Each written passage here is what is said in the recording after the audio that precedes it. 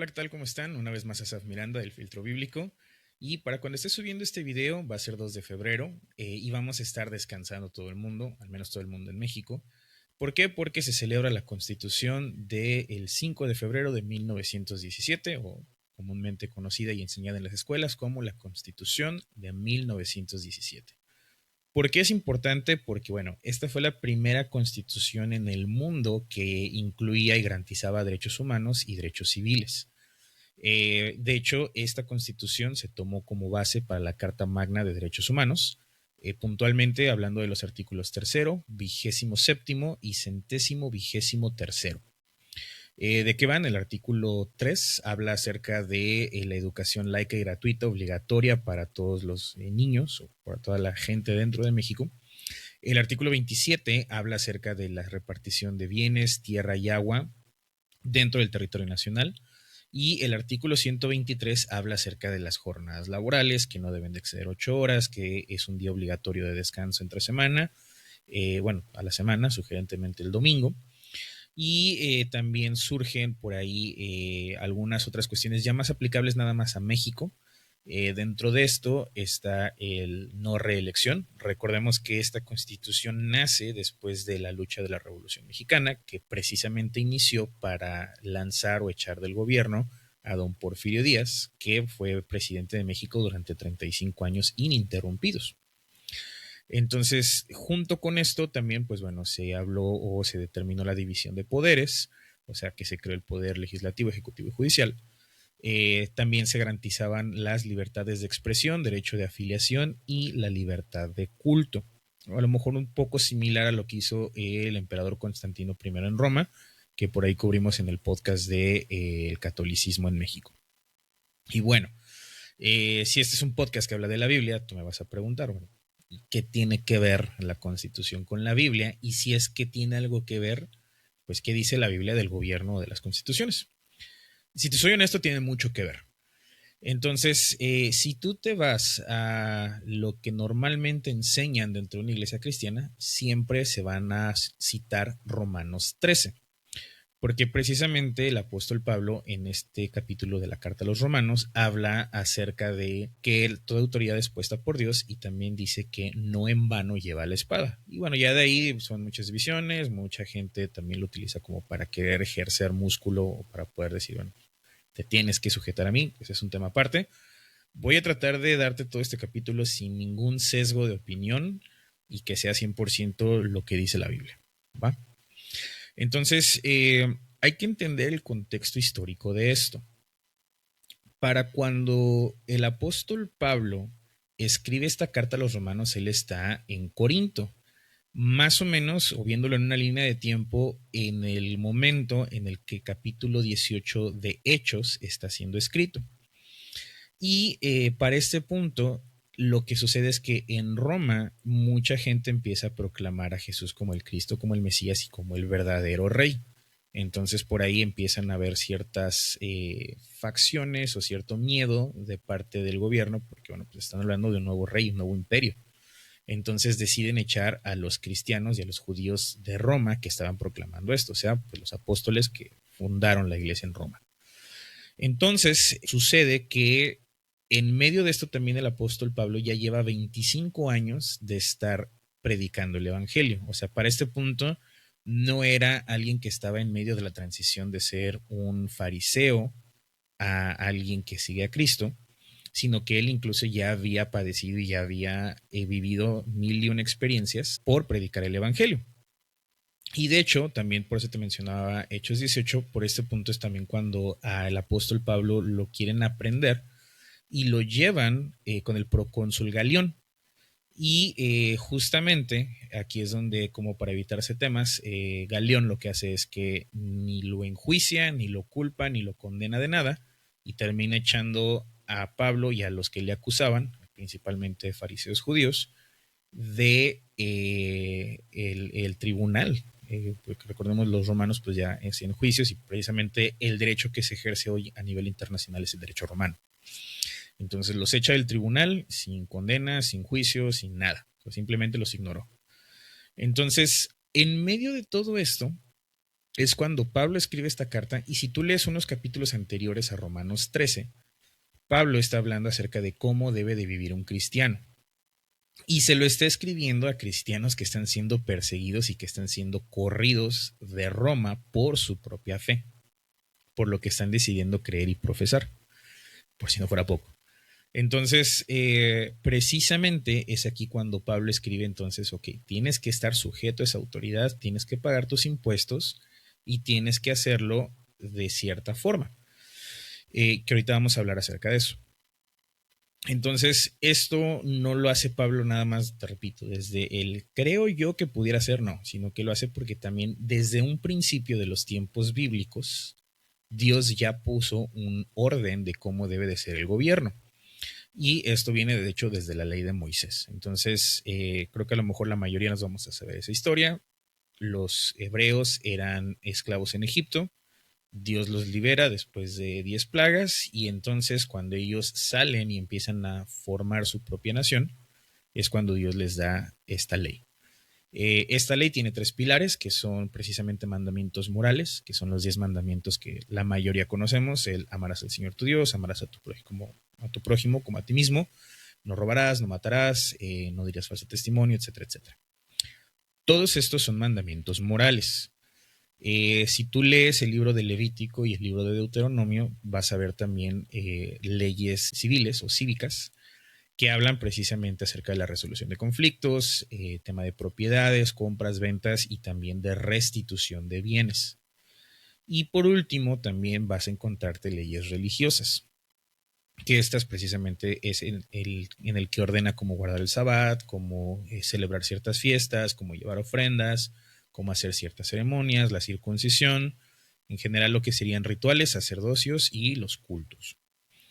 Entonces, todo esto es lo que viene mostrando Dios desde un principio y también da las instrucciones de cómo debe ser un gobernante según lo que él indica a la gente en Israel.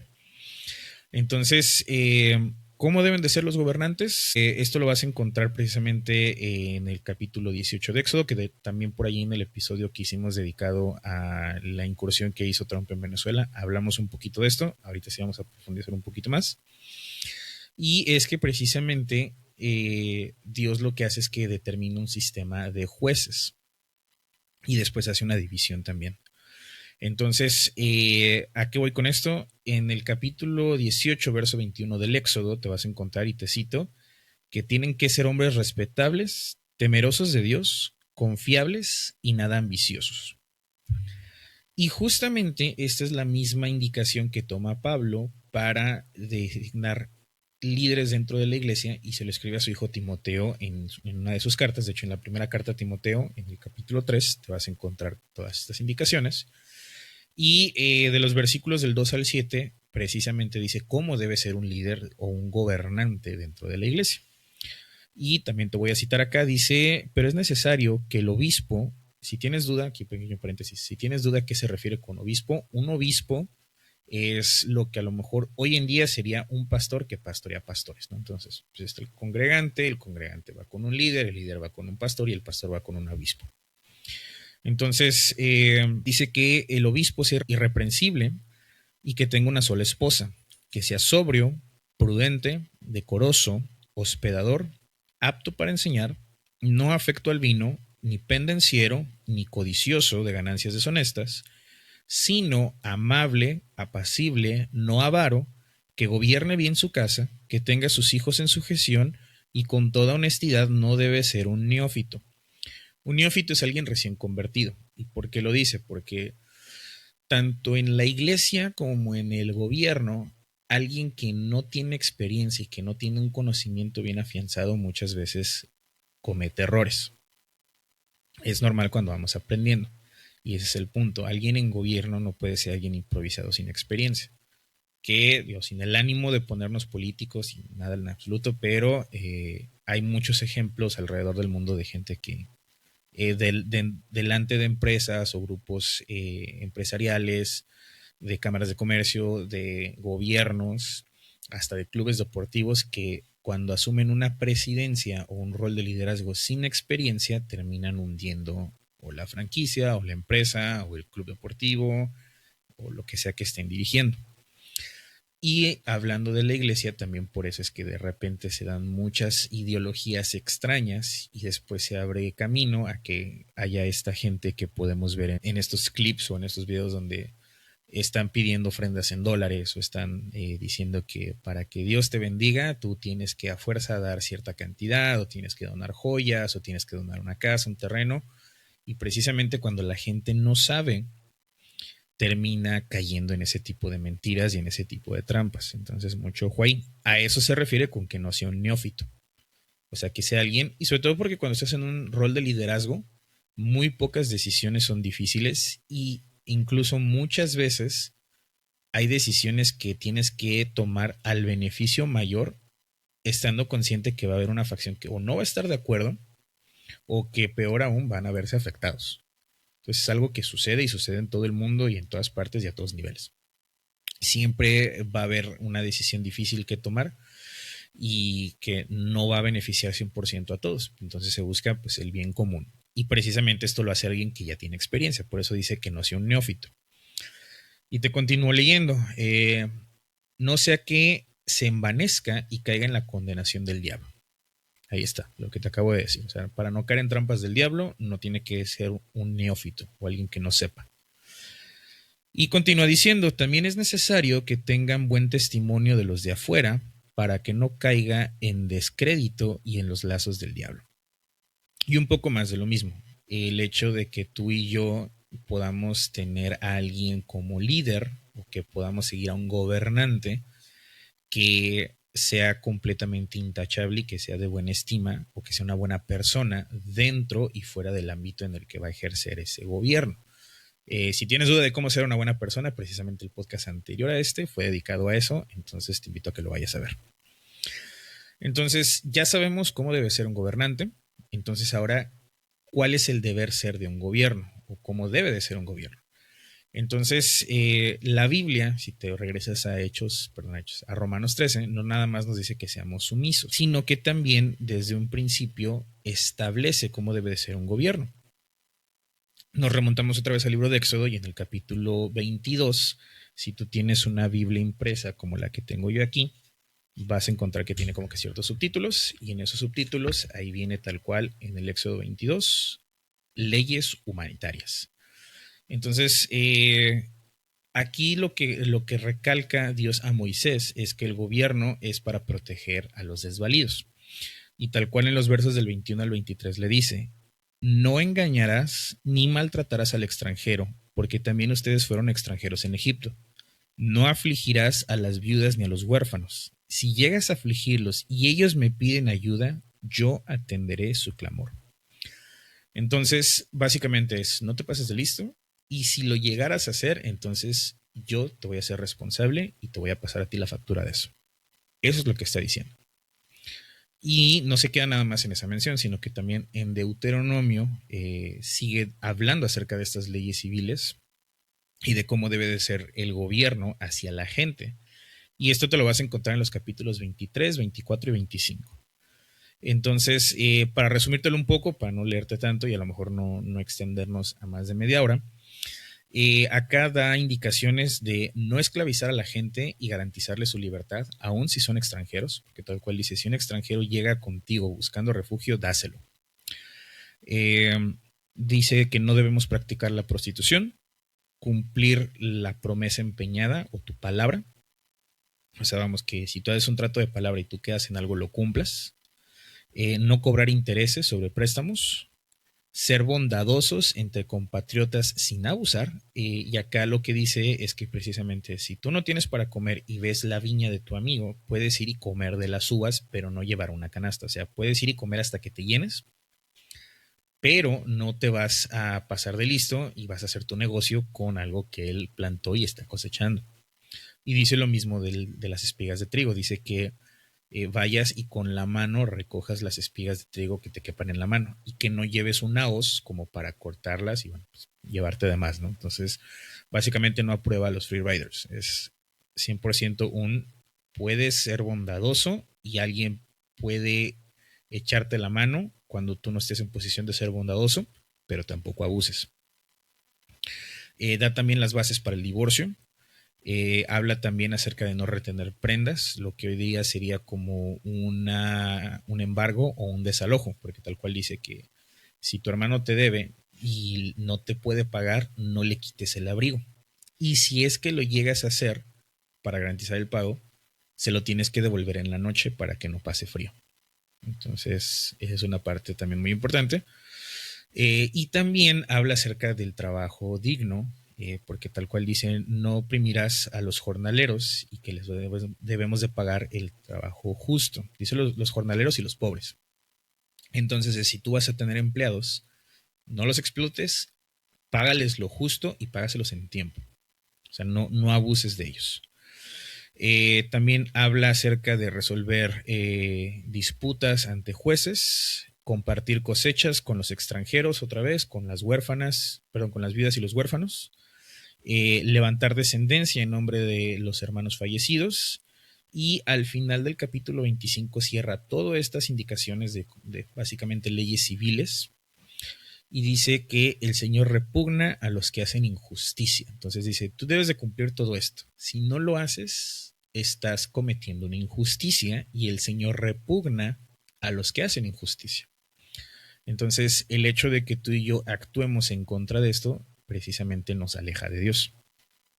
Entonces, también créelo o no, te decía ahorita, se incluye una separación de poderes y también una separación Estado-Iglesia en la Constitución Mexicana de 1917. En la Biblia pasa también algo similar. En Deuteronomio 18 vemos cómo Dios le da una letra específica a la tribu de Leví, o lo que comúnmente conocemos como los levitas.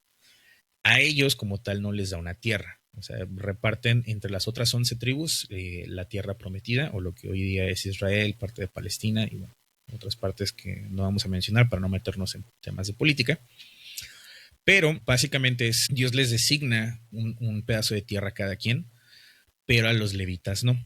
A ellos los encomienda a ser sacerdotes y a encargarse precisamente de las costumbres o leyes religiosas. A ellos los encarga para cargar el arca del pacto, para poner la tienda del tabernáculo, para cuidar los instrumentos que se van a utilizar dentro del tabernáculo, hacer los sacrificios de ofrendas quemadas, inciensos, granos, etcétera, etcétera. Las circuncisiones también por ahí. Entonces, precisamente lo que dice es que los levitas van a vivir de lo que la gente o lo que el pueblo lleve al templo y dice que comerán de las ofrendas quemadas. Entonces, si tú tienes más o menos familiaridad con qué es esto, pues básicamente llevaban a un borreguito o a un corderito, perfecto, sin mancha, lo ponían en el altar y básicamente pues lo que sobraba o después de hacer la ofrenda quemada, pues era una barbacoa. Entonces básicamente es que los levitas debían también comer de ahí y a los demás les da otras tareas en específico. Y justamente más adelante te encuentras lo que para mí afirma este punto, es que precisamente hay un rey que se llama Usías. Eso te lo vas a encontrar en Segunda de Crónicas 26. Y comienza diciendo que el rey Usías hizo lo bueno delante de Dios, Dios lo bendice, le ensancha las tierras, le da mayor poder militar, le da mayor influencia en la zona, y entonces dice que su corazón se envanece. Y entonces, en medio de esta ínfula de grandeza o en medio de este arranque de egoísmo o de protagonismo, lo que hace es que quiere quemar incienso en el templo delante de Jehová y precisamente pues él no estaba permitido, no estaba llamado a hacer eso. Entonces los demás sacerdotes y el sumo sacerdote van y se le paran y dicen, es que no debes de hacer esto no te corresponde a ti. Se enoja, quiere continuar haciéndolo y entonces Dios le hace un brote de lepra en la frente. Entonces terminan echándolo del tabernáculo o del templo en este punto y acto seguido lo tienen que echar de la ciudad porque también dentro de las leyes sanitarias habla acerca de cómo tenían que ser tratados los leprosos porque pues, recordemos en esta época no había hospitales, no había vacunas, no había antibióticos, no había cirugías. Entonces una enfermedad de la piel que se transmitía así de fácil, pues para poder prevenir que se propagara tenían que tener a la gente con lepra aparte. Entonces, esto forza a que el rey Usías tenga que salir y que su hijo tome su lugar en el trono. Entonces, justo a eso se refiere la separación entre el Estado y la Iglesia. Entonces, el Estado debe de gobernar y debe de encargarse de hacer cumplir la ley o la justicia y no precisamente de temas religiosos o de temas de presentar adoración, inciensos, ofrendas y demás, y a eso ya le toca a la Iglesia. ¿Verdad? Entonces, precisamente es que pues no tengan injerencia el uno en el otro. También te vas a encontrar ejemplos más adelante, cuando David, antes de ser rey, va huyendo de Saúl, precisamente llega con un sacerdote y el sacerdote es el que le da de comer panes que son nada más para los sacerdotes, pero la Biblia no dice que David vaya y los tome, dice la Biblia que David se los pide al sacerdote, el sacerdote va y los toma y se los da a David, y nada más se encarga, o sea, no se mete en temas de política, no se mete en que si lo están persiguiendo y por qué, simplemente es dónde está tu arma, dónde está tu gente, nada más asegúrense que ninguno de ellos haya estado con una mujer en tanto tiempo para que pues, no les venga un juicio por comer este pan sagrado. Entonces así es como sucede, y después este mismo sacerdote le da la espada que anteriormente era de Goliat. Acto seguido se dan cuenta que ayudó a David, lo ejecutan. Y entonces el hijo de este sacerdote va con David buscando su protección y auxilio. Y después de esto, cuando David consulta a Dios para temas de peleas o bueno, de combates, de guerra, y acerca de qué hacer y direcciones que tomar, precisamente echa mano de este sacerdote. Entonces él le dice, oye, ponte el efod y dime, ¿no? O sea, qué es lo que Dios dice. Y precisamente David respeta también esa parte de cómo es que se tiene que llevar el gobierno de él como rey y que no se metió en temas de hacer la función de un sacerdote. Digo, obviamente escribió canciones, escribió pues, 3/4 de los salmos son de David, pero una cosa es pues, la adoración que tú haces desde tu corazón y lo que tú le cantas a Dios o esa canción nueva que Él te pone, y otra diferente es querer tomar las funciones de un sacerdote. Entonces, pues ahí queda. La Biblia nos llama no nada más a ser sumisos, regresando a Romanos 13, sino que también nos llama a cumplir con las leyes, no por miedo a represalias, sino por un tema de conciencia y de cumplimiento del amor, que es el mandamiento principal que nos da Dios y que nos deja Jesús, de hecho, también. Entonces, esto es el gobierno, tal cual dice ahí en Romanos 13, está para castigar al que hace lo malo.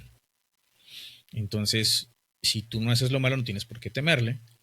Y no nada más eso, sino que tienes que estar sujeto a esa autoridad, tienes que honrarla, tienes que respetarla, tienes que pagar tus impuestos, y también nos llama a pedir a Dios o a hacer oración por nuestras autoridades.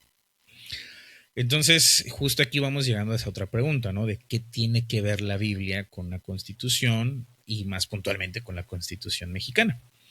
Y esto tiene que ver con que precisamente tiene 3 similitudes. Ambas buscan el orden, la justicia y una convivencia sana.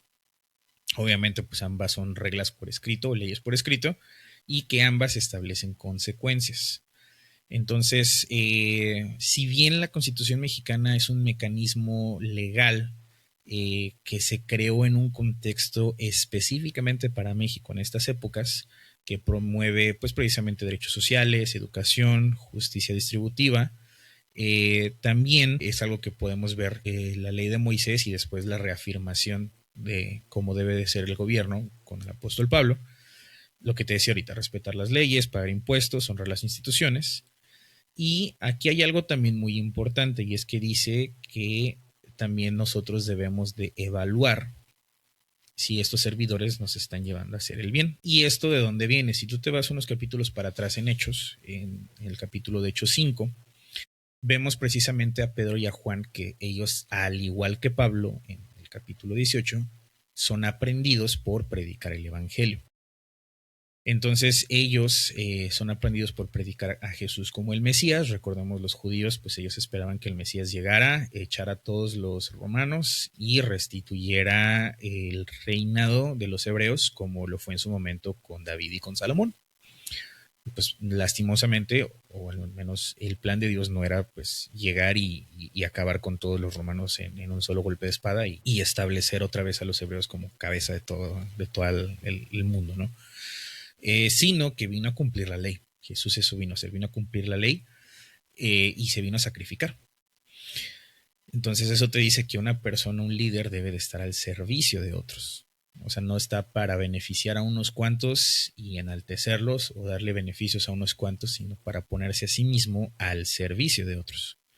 Y junto con esto, bueno, pues entonces Pedro y Juan están ellos predicando el Evangelio, los arrestan, los llevan a la cárcel y entonces un ángel va y los saca.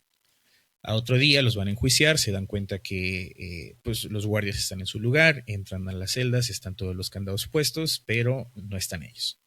Los empiezan a buscar y se dan cuenta que otra vez están en el templo o en la sinagoga, enseñando y compartiendo precisamente lo que les dijeron que no hicieran. Entonces vienen ante el Sanedrín y le dice, oye, pues, expresamente te dijimos que no siguieras haciendo esto y ahorita que te vamos a aprender otra vez, estás haciendo lo que te dijimos que no hicieras. Y paréntesis, el miedo no anda en burro, porque de hecho también ahí la Biblia dice que fueron y los aprendieron sin violencia porque tenían miedo a que la gente en el templo los apedreara. Entonces, pues ahí está, ¿no? Entonces, Pedro le contesta en el verso 29 de Hechos 5, dice, es necesario obedecer a Dios antes que a los hombres. Y esto es algo que podemos ver no nada más acá. O sea, esto es algo que pues sí pasa en ese momento, pero que también vas a ver en el cumplimiento anterior, hablando precisamente del profeta Daniel. Entonces Daniel, en medio del cautiverio de Babilonia, él tenía esta costumbre de orar en una ventana viendo hacia donde debería de estar el templo de Salomón. Y lo veían precisamente hacer oración. Entonces, cuando él empieza a ganar estima por parte del rey Darío, gente que pretende el mal contra Daniel, convencen al rey de que nadie debe de hacer culto ni de rendir adoración a nadie, más que al rey durante un cierto tiempo. Entonces lo hace un edicto, Daniel no lo obedece porque él sigue honrando a Dios antes que a los hombres, y van y lo arrestan. Y según el edicto que hizo el rey, lo tenían que lanzar a un pozo con leones hambrientos. Y pues obviamente el rey estaba preocupado. De hecho, la Biblia dice eso, o sea, que el rey estaba preocupado porque qué le iba a pasar a Daniel. Entonces, acto seguido, otro día en la mañana, el rey va y lo busca y se da cuenta que los leones no lo tocaron, él está bien, está completamente ileso. Y entonces él lo que hace es que se enoja con la gente que lo engañó para querer castigar a Daniel y dice que tomó a estas personas y a sus familias y los arrojó al mismo pozo. Y pues pasa lo que va a pasar cuando pones bestias salvajes hambrientas en un espacio confinado con una presa fácil. Entonces, justo también en este libro sucede con los tres amigos de Daniel, Sadrach, Mesach y Abednego, que ellos en medio del reinado del rey Nabucodonosor II, se dice que se hace una estatua del rey y se ordena que la gente se arrodille y adore la estatua del rey Nabucodonosor, y ellos se niegan. Entonces ellos dicen, a mí Dios me llamó a que en el primer mandamiento es amarás al Señor tu Dios con todo tu corazón, con toda tu alma, con toda tu mente, no te harás imágenes de nada que veas en los cielos, en la tierra, no te postrarás ante ellos, ni los adorarás. Entonces justo eso es lo que hace estos tres chicos, no se arrodillan y lo que hacen es que preparan un horno que calientan para poderlos lanzar. De hecho se dice que, o no se dice, la Biblia dice que cuando los guardias se acercan a lanzar a estos chicos al horno, el calor era tanto que los mismos guardias fallecieron por el impacto o la onda de calor. Y desde lejos el rey los está viendo y ve que no son tres chicos, sino que hay cuatro figuras dentro y que no se están quemando, no están suplicando, no están sufriendo. Entonces manda a sacarlos y cuando los saca se da cuenta que ni están quemados, están completamente bien, sus ropas están intactas y ni siquiera olían a humo. Entonces, a partir de ahí, el rey Nabucodonosor reconoce al Dios de estos chicos, que es Jehová, como el Dios Altísimo. Y a partir de ahí también la Biblia reconoce a Nabucodonosor como uno de los siervos de Dios. y entonces él utiliza a Nabucodonosor para traer juicio a otras naciones que atacaron a Israel en su momento. Entonces, mientras tú y yo respetemos y honremos a nuestras autoridades o a nuestros gobernantes, Dios nos va a respaldar. Y si lo que ellos nos quieren llevar a hacer va en contra de lo que Dios dice, sin pelearte, sin iniciar una revuelta o una insurgencia, Dios te va a seguir respaldando a ti. Y pasa, ¿no? Entonces, y lo vemos precisamente con el rey David cuando va huyendo de Saúl y que no lo quiere atacar. Después vemos también cómo Absalón, el hijo de David, se quiere rebelar contra su papá y pues le pasa exactamente lo contrario a lo que Dios hubiera hecho para proteger a David. Y es justo eso. Entonces, a lo mejor podemos no estar de acuerdo, a lo mejor las decisiones que ellos toman no nos benefician precisamente a nosotros, pero eso lo que nosotros nos pone es en una obligación de seguirlos respetando y de pedirle a Dios por ellos. Y no sabes, a lo mejor en algún momento ellos también pueden ser una herramienta de Dios para poder cumplir con un propósito en específico que él tenga. Entonces, justo la Biblia no solamente nos habla de historias de fe, sino también nos habla del intento de construir una sociedad ordenada, justa, responsable, y precisamente de lo que refleja lo que es la voluntad de Dios hacia los demás. Entonces, al final, pues una nación se sostiene por sus propias leyes, pero un individuo se sostiene por sus propias convicciones. Entonces, acá la pregunta al final no sería qué leyes gobiernan mi país y si estas leyes honran a Dios, sino qué principios están gobernando mi vida. Al final, esto es todo lo que tengo para ti esta semana. Si te gustó, te invito a que te suscribas para que sigas escuchando este podcast, que le des un like y lo compartas si es que te sirvió y crees que le puede servir a alguien más. Si algo no te parece, si quieres dejar algún comentario o estás en desacuerdo, siempre estoy abierto al debate. Déjamelo en los comentarios de la plataforma donde me estés escuchando o viendo. Y no me gustaría irme sin antes recordarte como cada semana que yo no soy Dios. Yo no lo sé todo, yo no tengo todas las respuestas, pero sí soy alguien que busca aquel que es la fuente de toda sabiduría. Gracias y nos vemos la siguiente semana.